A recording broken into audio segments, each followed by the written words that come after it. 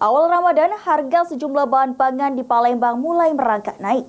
Terkait hal tersebut, PJ Wali Kota Palembang Ratu Dewa menghimbau masyarakat untuk tidak berbelanja berlebihan.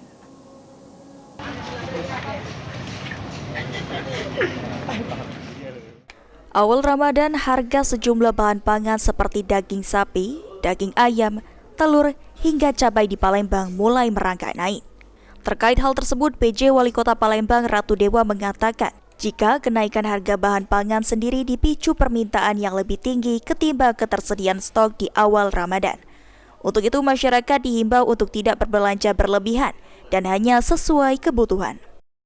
Tolong dilaksanakan dengan khusyuk pelaksanaan bulan suci Ramadan ini dan sikap toleransi sesama tetap dikedepankan.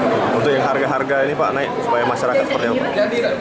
Untuk harga-harga saya mengharapkan para warga Palembang jangan menurut keinginan, tetapi turunlah dengan sesuai kebutuhan yang diinginkan oleh setiap rumah tangga yang ada. Ya. Mengantisipasi kenaikan harga, pemerintah Kota Palembang sendiri akan menggencarkan sejumlah langkah, diantaranya operasi pasaran dan pasar murah. Dari data saat ini, harga daging sapi berada di angka Rp140.000 per kilogram, daging ayam dibanderol Rp40.000 per kilogram, dan cabai merah kini di angka Rp80.000 per kilogram. Sandi Pratama, PAL TV.